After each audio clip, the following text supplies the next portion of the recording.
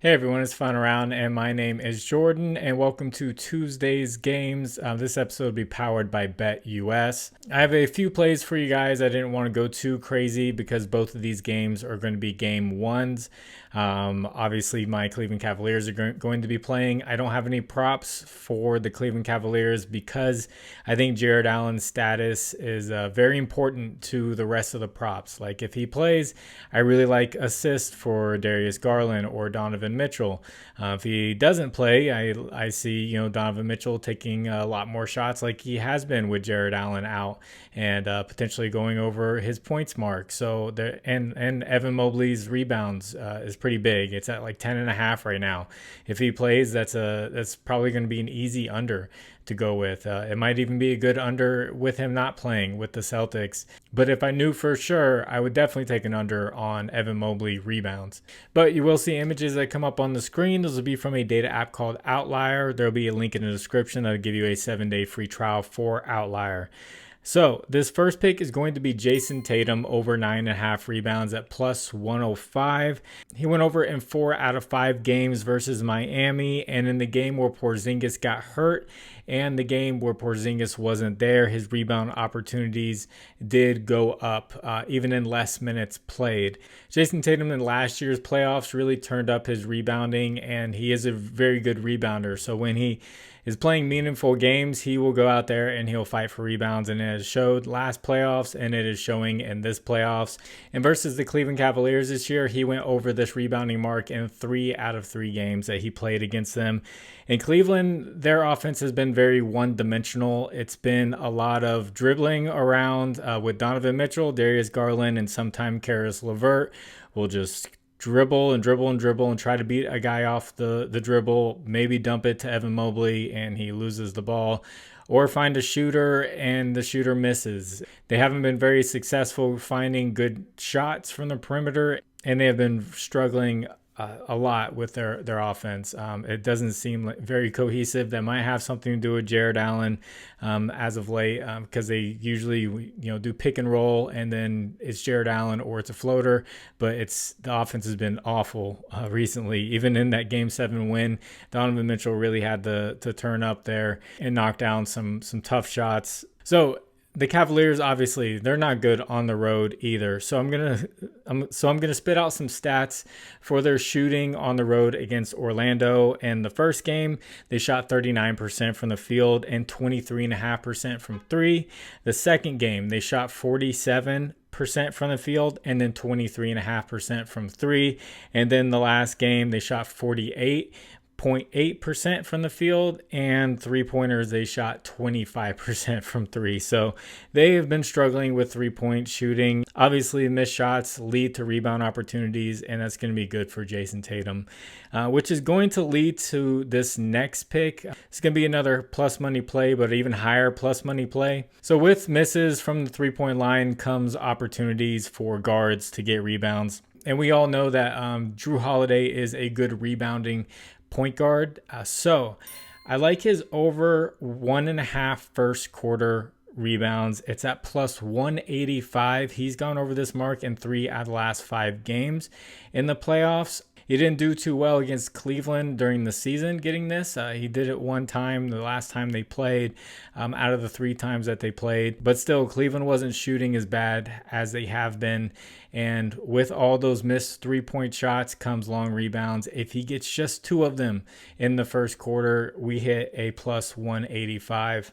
And he's playing around 9 minutes in that first quarter. Should have a lot of time to get 2 rebounds. I don't mind this play as a single bet and not something you put in a parlay for plus 185. If you guys could, please like the video. And if you haven't, please subscribe to the channel. If you have a little bit of extra time, could you leave a comment for the algorithm? Anything works.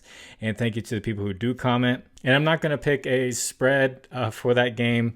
The spread is actually pretty big for the Cavaliers game. It'd be tough for me to take the Celtics at like minus 11.5 or wherever it's at. Cleveland and Boston games have actually been pretty competitive. Donovan Mitchell does turn up and he does score a lot against Boston, even at Boston. But like I said, I would like to know where Jared Allen stands for game 1. And this next pick is going to be from the Thunder and the Mavericks series. A lot of people might not like this pick. A lot of Mavericks fans might love this pick because it makes sense. But I'm going with Daniel Gafford over 8.5 points at -110. He had 13 points in the last game against the Clippers. In the first couple of games, he wasn't playing very many minutes. He was averaging around 10 minutes in those first 2 games. And then the last 4 games of that series, he was getting 19 to 25 minutes. So I think they felt like, okay, we need to have him out there in the rotation.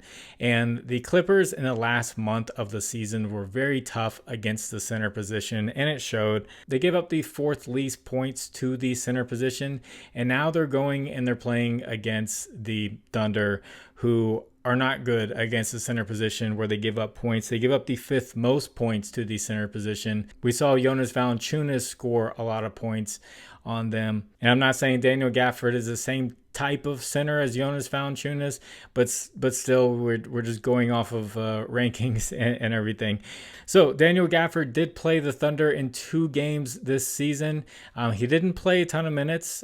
He still kind of played the minutes that he was getting in these last 4 games. So he played 17 minutes and 26 minutes in those 2 games, and in both of them he scored 19 points. So I'm liking that his minutes are up. I'm liking that the matchup is easier, and I'm liking the history there. 19 points in both games. With the line at 8.5, I'll take it for -110.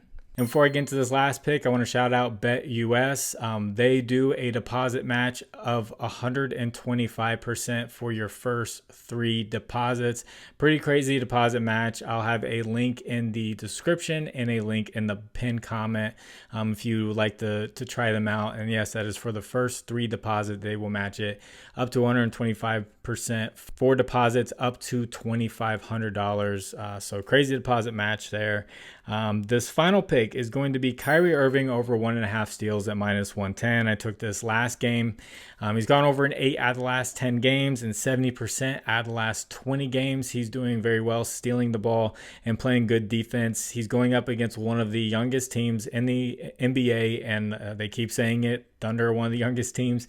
And Kyrie Irving is a veteran now, and that's tough for me to say as a Cavaliers fan. When he was drafted in 2011, that feels like it wasn't too long ago, and now he's been in the NBA for 13 years. Makes me feel pretty old.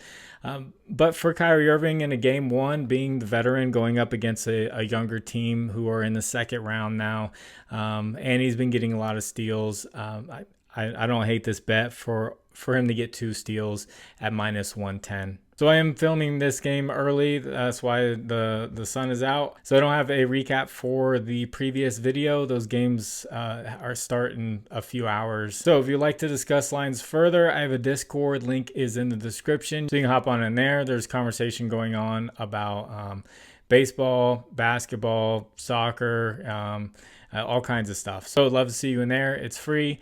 Also, if you do well with these picks and you feel like giving back, I have a Cash App and a Venmo in the description. You can donate back to the channel. And thank you to anyone who does donate. And just to talk a little bit about the series, especially the Cleveland Cavaliers and Celtics series. It's going to be a tough one for them. The Celtics are going to be without Porzingis. That's why I hope Jared Allen's going to be healthy, so we can kind of take advantage there of Al Horford, who's one of the oldest players in the NBA, and we could definitely utilize Jared Allen there down low. Evan Mobley has not looked like a 3rd overall pick, which is worrying me a little bit, and the Cavaliers are really relying on Donovan Mitchell's scoring just to stay close in games. The only knock on the Celtics is they do sometimes get complacent, and they've done that over the past few years. And they give some games away, and then they find themselves in trouble. So it is possible, but I can see the Celtics playing clean basketball like they normally do, and making it really tough for the Cleveland Cavaliers to win a game, especially when the Cavaliers have to win a game on the road, which they've shown that they are not able to do.